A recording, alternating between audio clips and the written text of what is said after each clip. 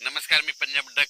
आज होईल 8ला थोडा पुढे सरकार 9ला पुढे असं करत करत 14 तारखेपर्यंत तो महाराष्ट्राचा बऱ्याच भागामध्ये कव्हर करणार आहे, म्हणून हा अंदाज लक्षात घ्या. पण आज 7 तारखेला मात्र सगळ्या राज्यभर पसरणार नाही.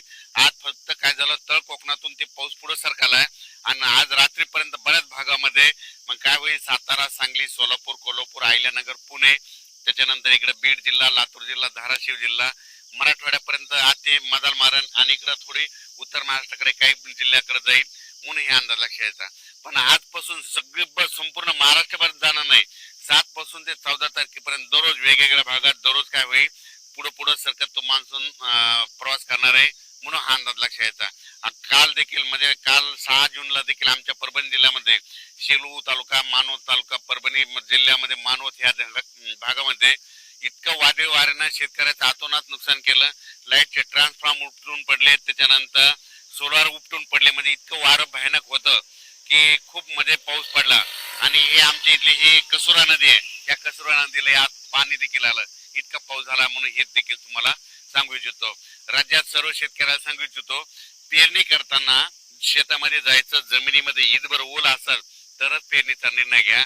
नसा 4 बोट ओल असेल, 6 बोट असेल तर पेरणी करू नका, म्हणून हे देखील सर्व शेतकऱ्यांना लक्ष द्यायचं.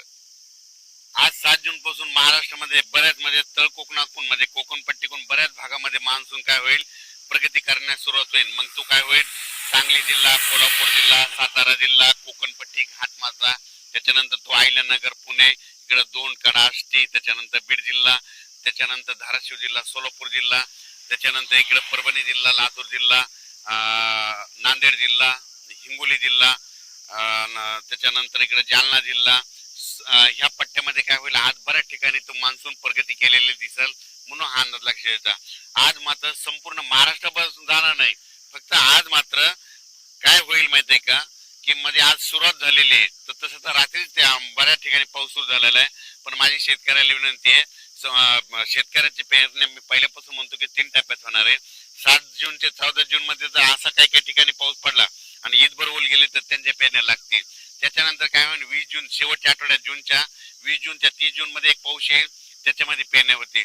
आणि त्याच्यानंतर त्याच्यातून जर काही शेतकरी उरले तर 10 जुलै ते 15 जुलै मध्ये पाऊस येणार आहे, त्याच्या शेतकऱ्याच्या पेरण्या होणार आहेत, म्हणून हा अंदाज लक्षात यायचा.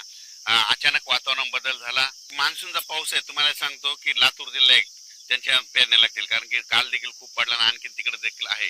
धाराशिव जिल्हा, बीड जिल्हा, परभणी जिल्हा, नांदेड जिल्हा, हिंगोली जिल्हा, त्याच्यानंतर सोलापूर जिल्हा, सांगली, त्याच्यानंतर सातारा, कोल्हापूर, अहिल्यानगर, पुणे ह्या पट्ट्यामध्ये मात्र मान्सून चांगला सक्रिय होणार आहे.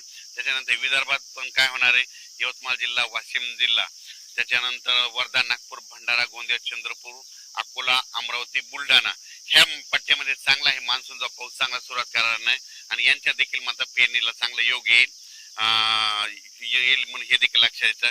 काल देखील तुम्हाला सांगू इच्छितो की मी धूळ पेरणी केली होती कापसाची, ट्रॅक्टरद्वारे कापस पेरला आणि मला माहित होतं आमच्या गावाला पाऊस येणार आहे आणि ते पडला देखील पाऊस.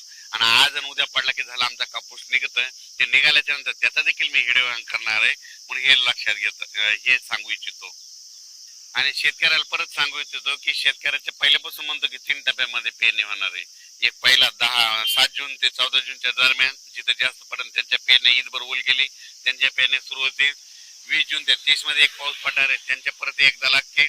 आणि त्याच्यातून जर काही शेतकरी उरले तर 10 जुलै ते 15 जुलै मध्ये एक पाऊस येणार आहे, त्याच्यामध्ये पाऊस पडेल आणि त्याच्यामध्ये पेरण्या होती.